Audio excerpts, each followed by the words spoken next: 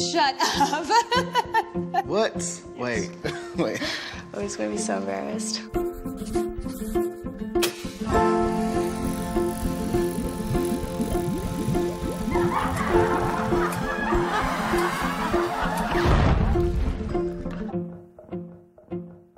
What makes you happy? Having fun? Hanging out with friends? Delicious food? Making money?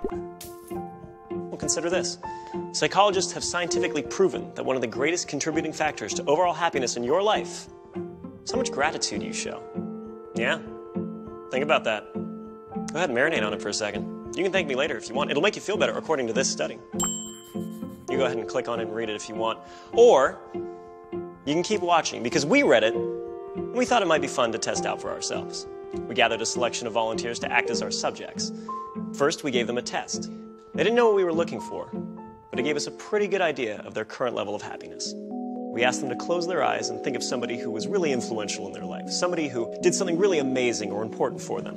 We had them write down as much as they could about why this person was so important.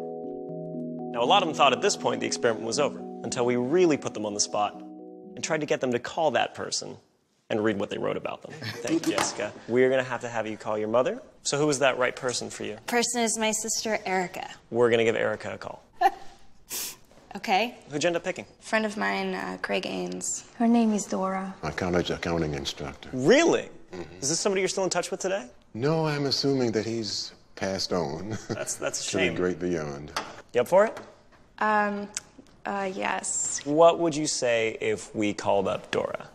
Oh, we can try, but she lives in Britain. In Britain? I don't know number by heart, dude. This is awful. That's fine. I don't know my mom's number by heart. If it's true that those who are going on are looking down on us, maybe he read my chicken scratch.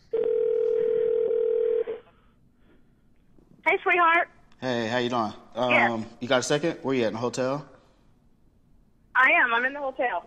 You scared me when you asked if I had a second or something's wrong. No, I'm on like this little TV show, and they told me to talk about the person that influenced me the most, and I picked you, and they're making me call. They're making me call you. Oh, wonderful! Hi, you've reached Craig. I'm not here right now. At the tone, please record your message. Oh, come on. Hello? Hi. Hi. Erica? It's me. All right, so I got to read you this paragraph. Can you hear me? Yes, I can. Go ahead, All right. sweetheart. All right. The person that influenced me the most would be my mother, Marlo Dawson. She is a single mother of 2. She is a very hard worker and dedicated to her family. Hey, Craig. This is Loie.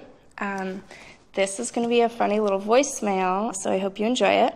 I'm so sorry for calling you at 4 o'clock in the morning. I have to read this to you, okay? And you can't say anything or, I don't know.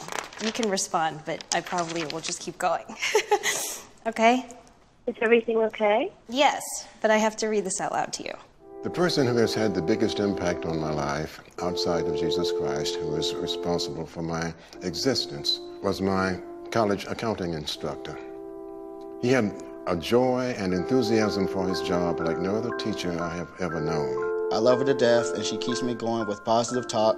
She is a woman that knows what she wants and won't give up until it is achieved. Oh, something. I don't know what. I'm about to cry because that's so beautiful.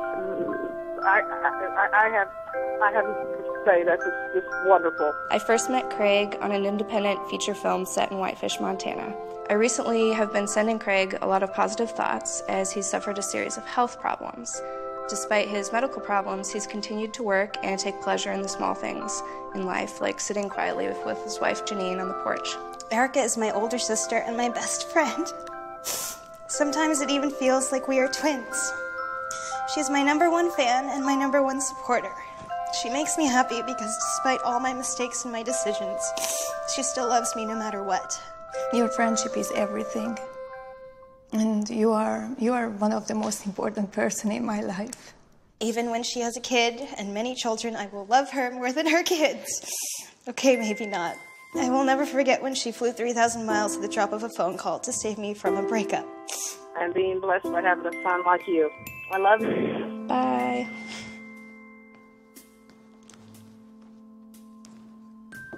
Why did you do that to me? I don't know, because they made me do it.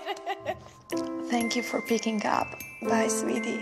And then they're like, here, you're going to write this letter. And then I wrote like this whole long-ass letter, which, you know, I like don't write.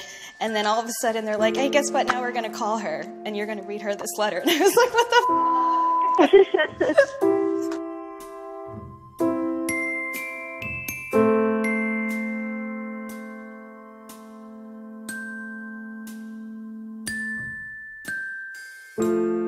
Before we let them go, we gave our subjects one more happiness test. Now, we mixed up and rephrased the questions so they didn't know they were taking the same test twice.